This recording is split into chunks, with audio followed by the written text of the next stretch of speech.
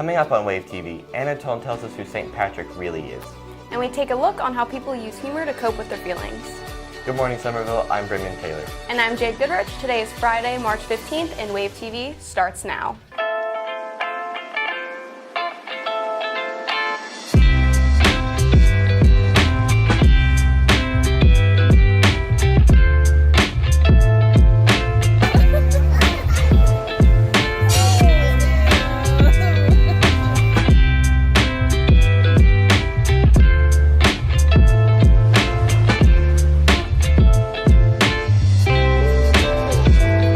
Hunter Oaten, a junior at Somerville, was diagnosed with leukemia last year. In efforts to raise money, HOSA hosted a spirit night at Chick-fil-A on February 20th. Pierce Collins tells us more. Followed by Molly Ackerman, who tells us what it takes to be a librarian. You know what I said to her that night? I said, "Mama, you gonna be alright?" She said, "Yeah, if you're gonna be alright." I said, "Yep." Who you just heard was a student here at SHS. His name is Hunter Oaten. He's a junior this year, loves to play sports, and has dreams of becoming a welder. However, not all things go according to plan. Just last year on Father's Day, he went to the hospital feeling sick. The news that came back was tragic. I had strep throat, and it just wasn't getting any better. And I had bruises all over me. I just got to the point I had to go to the hospital. They rather thought it was leukemia or lymphoma. They guessed to the chart and it was leukemia. Hunter has a form of leukemia called AML.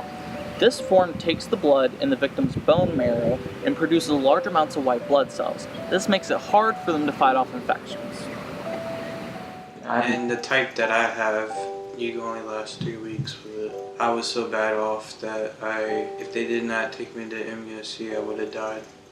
I mean, can't be normal anymore. Hunter has been through a lot. Through friends and family all over, he's gotten the help that he needs and deserves, including here at SHS. On February 28th, the HOSA Club hosted an event at Chick-fil-A to raise money and awareness for Hunter. We talked to Ms. Litz to find out more about it. Today, the event that we hosted was Chick-fil-A Spirit Night. Host an evening in which part of the proceeds of that evening goes to a charity of some sort, whether it be a school program, or in our case it was to a family. I'm really proud to say we just got an email back from Chick-fil-A on Friday. They gave 10% of their profits for that time, and it was over $4,000. I appreciate everybody that came to Chick-fil-A that night, and I'm going to use the money to good cause for myself. I'm happy to say I'm a part of such an amazing community that is willing to help each other out the way HOSA did, helping see more great acts kindness like I did past HOSA. Reporting for Wave TV, I'm Bruce Collins.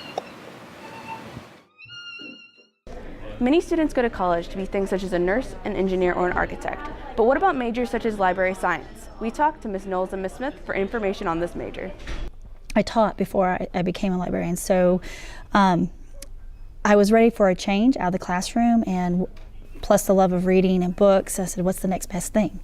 I went back, got my master's in library science, and here I am. I love working with all the levels of kids, 9th through 12th grade. I get to interact with everybody, not just a certain set of kids all day long. A lot of people have the misconception that we don't have any kind of education background at all, that we can just work in a library, where in fact you have to have a master's degree to become a librarian in general. It also has a stigma that it's like boring and kind of like stuffy job, where it's not really at all. It's a job that has a lot of benefits, but it's a job not many people would like to do. This position is on a critical needs list for the state of South Carolina.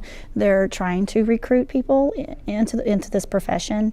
It's a lot more digital age now, and of course libraries they're in that limbo between digital books and real paper type books to read from. Students do not know how to research correctly, finding credible sources. They think they do, but they need that kind of guidance when they're in a school setting, how to use a database correctly. And then we also do provide those lessons to collaborate with teachers and bring those resources that the teachers need to the classroom and further the education of the students. If you have any questions about library science, be sure to ask our librarians. Reporting for Wave TV, I'm Molly Ackerman. Thanks, Molly and Pierce. Mr. Pye has installed a core value of the month for DD2 schools. Miss Travis, an SHS assistant principal, took the idea and made it her own. Reporter Jelani Moore takes a look at what she hopes to accomplish. And on a more serious note, Wave TV dives into how people use memes to cope with their depression. The Somerville High School School Improvement Council came up with an initiative based off the DD2's Core Values project. I was looking for a way to somehow celebrate students. If I could take something that the district started and make it personalized to Somerville High School. Core Values of the Month is a fairly new project here at SHS. Well, we started it last month. I'm super excited. In February, we had diversity was our core value of the month. Being as new as it is, the initiative began with a slow start. I only had 3, but we were able to celebrate 3 kids, and that was awesome. All I did was ask teachers to talk to their students about what they thought diversity looked like at Somerville High School. Can you say a little something about them in this Google form? And they did. This month's core value is building trustful relationships. Trustful relationships are like the basis of every single thing that happens at the school. And we're asking kids to behave, we're asking them to do this, and people aren't going to just do it if they don't know you, they don't respect you. Celebrating students for positive achievements is the goal. And next school year, the project plans to expand and take off. Next year, since there's 10, we'd be able to do 1 per month. And I think the celebrations will get bigger as we get more kids nominated. I just wish that we could get kids to understand why these are important and how you're going to use them, their lifelong values that every person should have. Make sure to continue exemplifying the 10 core values, Somerville. That's students, passion, accountability, integrity, community, excellence, relationships, diversity, leadership, and recognition. It's easy to reprimand kids for a broken infraction. Core Values hopes to level the playing field by shining a positive light on Somerville students. Wave TV, Jelani Moore. The things that make jokes funny is that it takes a terrible situation and makes it lighthearted.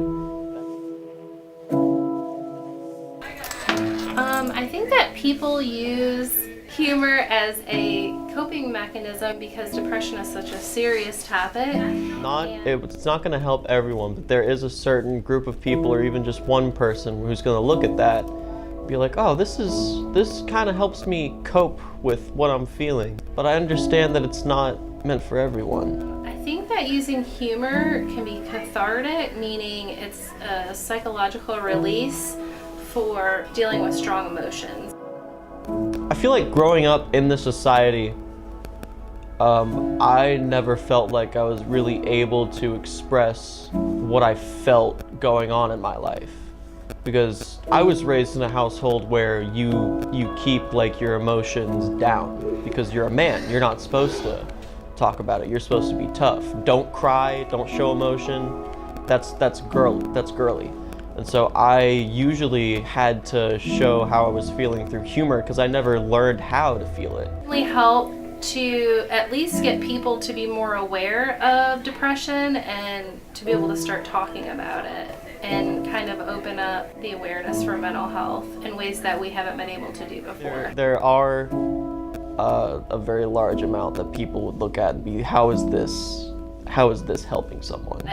It should not be meant as to replace, a therapy. When I make a joke like, oh, I want to die, I don't actually want to die. I just don't know how to portray my emotions in a healthy way. And I feel like memes and humor help me do that. In student news, anyone interested in cheer next year, there will be a meeting in the Media Center on March 25th. New members report at 6 p.m., returning members meet at 7 p.m. For more information, see Ms. Jacobs. Now Anatone gives us the origin of the man, St. Patrick. St. Patrick's Day, a global celebration both cultural and religious held on March 17th. The traditional death date, a patron St. Patrick of Ireland. Who was St. Patrick and what exactly does this holiday commemorate? Well, we'd have to travel back to the 5th century to Patrick's humble beginnings. Oh, but he wasn't born in Ireland, nor was his name Patrick, but Maewyn Sakad. St. Maewyn's Day just doesn't have the same ring to it. Anyways, Maewyn was an atheist until the age of 16, ironic considering his grandfather was a Christian priest. Eventually, Maewyn was captured and enslaved by Irish marauders. He was then sold in Ireland and worked as a shepherd for 6 years, in which he became a Christian during his captivity. One night, Maewyn heard an enthralling voice in his sleep for what said to leave his master, fleeing to the coast of Ireland, making it back home to his home in Britain. After working in the monastery for 12 years, his objective was to convert the pagans to Christianity, ultimately adopting his Christian name Patricius, or Patrick as we now know it. Traveling back to Ireland, where he became a bishop, and he was arrested a few times but escaped. Along the way, he created churches, monasteries, and schools throughout the land. But there has been numerous myths surrounding St. Patrick, claiming he has resurrected individuals from the dead, drove snakes out of Ireland, and many others. Patrick worked in Ireland for 30 years, then retired, passing away at 76 in AD 461. Now you know more about the man behind the holiday. Don't get pinched, Somerville. Reporting for Wave TV, I'm Anna Tone.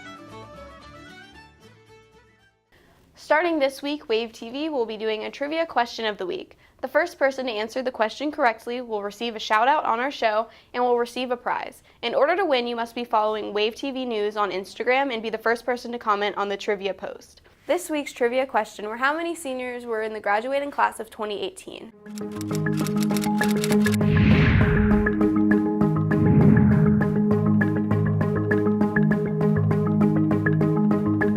Hello students, this week we're going to school to get students' answers on some fairly odd would you rather questions. Would you rather give up bathing for a month or give up internet for a month? I already gave up bathing a while ago, so I'll just go with that one. Bathing or the internet? Ooh, honestly, I don't know why anybody would choose bathing. Probably the internet. Internet, definitely. Would you rather know when you're gonna die or how you're gonna die?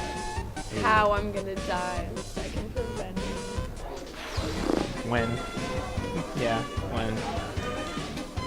How I'm gonna die. Would you rather relive the same day for an entire year or lose a year of your life? Lose a year of my life. Yeah, I'd rather lose a year. That sounds like torture, to be honest. Lose a whole year, for sure. Relive the same day. Would you rather be alone or surrounded by annoying people? Alone. Yeah, I'd rather be a loner. Ooh, honestly, I'd probably be alone, for sure. Alone. Would you rather be able to teleport anywhere or read minds? Read minds. Yeah, read minds. That'd be fun. Teleport anywhere, 100%.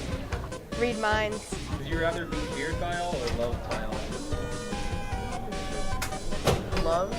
Yeah. Loved by all. Would you rather see what's behind a closed door or open any safe on first try? Any safe, cause like money. Definitely rich. Yeah. Thank you students for sharing your interesting answers with us. Reporting for Wave TV, I'm Zach Fry. Sadly, that's all the news we have for you this week.